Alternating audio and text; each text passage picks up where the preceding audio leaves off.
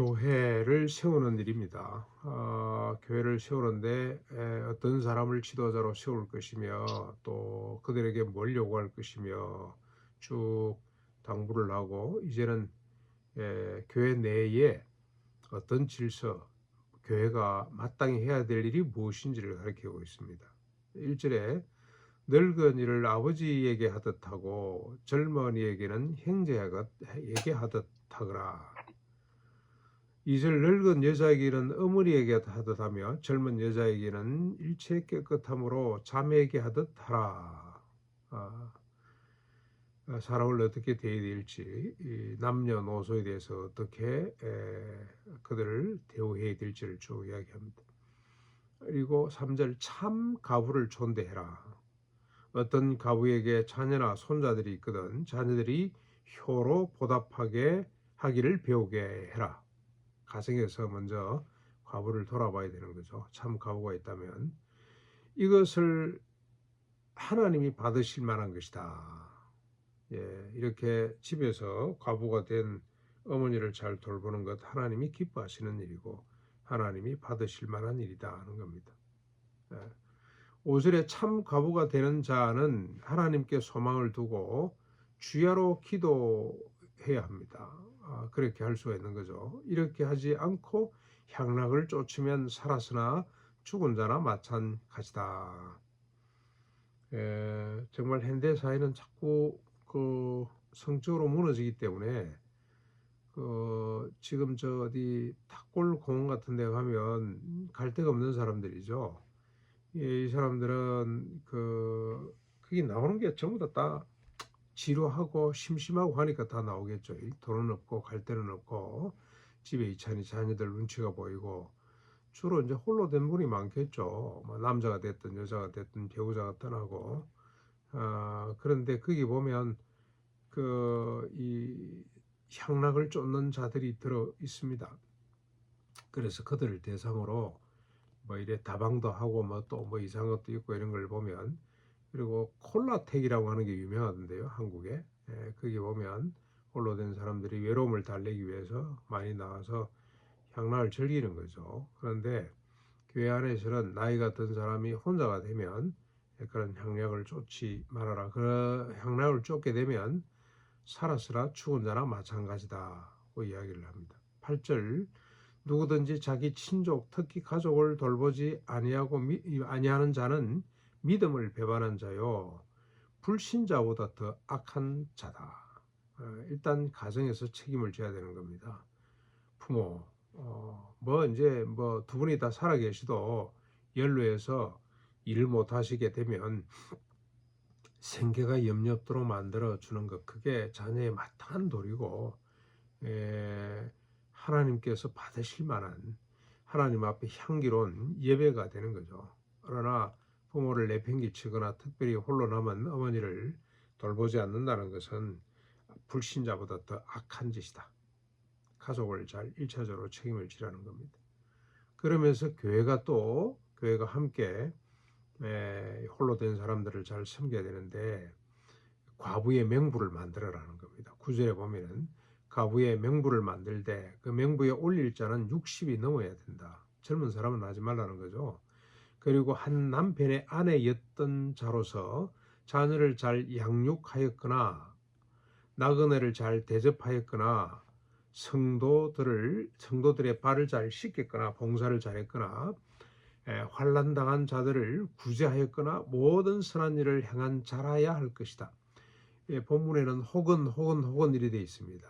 저는 그나 이렇게 바꿨는데 혹은이 그건 마찬가지인데 이 모든 걸 다 갖추어야 참 가부 명부에 올라가는 것이 아니고 한 남편의 아내였던 자로서 이런 것들 중에 몇 가지를 잘한 자들 그런 자들은 가부의 명부에 올리라.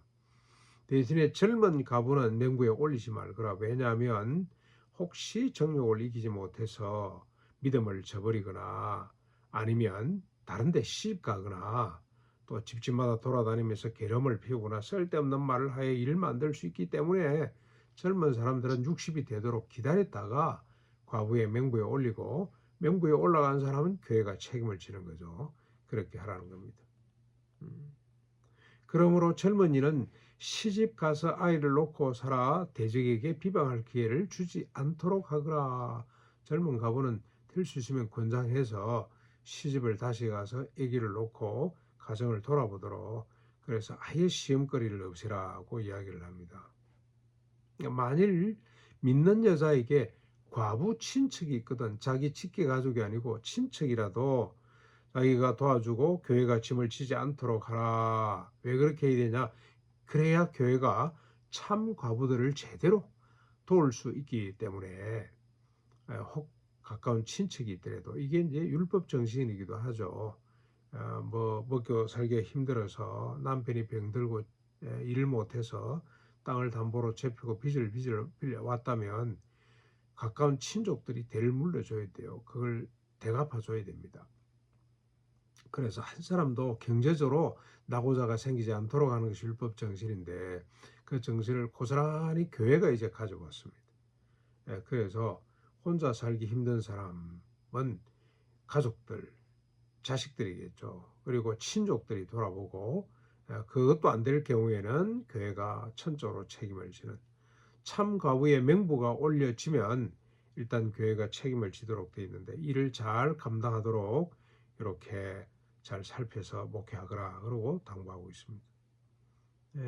여기 보면은 교회는 서로 무한 책임을 지는, 교회 공동체 안에 있으면서 먹고 사는 것 때문에 염려하지 않도록 하는 것이 교회 공동체구나 하는 걸 우리가 발견하게 됩니다. 뭐 목사님 덕분에 저 아미시를 많이 방문하고 2차로 왔을 때도 미시간 근방에 아미시들이 많이 살더라고요. 그 시간만 나면 일부러 계란 산다, 빵 산다는 핑계로 그들하고 교제를 많이 해봤는데, 그들은 이 보험이 없어요. 의료보험이. 미국에 얼마나 병원비가 비쌉니까? 그런데도 불구하고 의료보험이 없는 사람이 없습니다. 어떻게 하려고 그러냐 그랬더니, 병원에 입원하게 되면, 입원은 한대요. 입원을 하게 되면 교회가 전적으로 입원비를 책임을 지는 겁니다. 같이 가족들이 형편이 안 되면 교회가 나서서 책임을 지는 제도가 있다. 그래서, 그런데 교회 행체는 없잖아요. 교회 건물은 안 갔습니다. 건물을 가지면 자꾸 관리하고 유지하고, 제도도 없어요. 목사들도 없어요. 그 공동체 안에 1년, 2년 단위로 돌아가면서 두 사람을 설교자로 세우더라고. 그러면 그 사람이 준비해서 설교 가이드라인이 있어요. 한 500년 전통을 가진 책을 보고 그 책에서 인용해서 그냥 설교를 전해주면 되는 겁니다. 예배도 오전 9시 모여가지고 12시까지 3시간이나 드려요.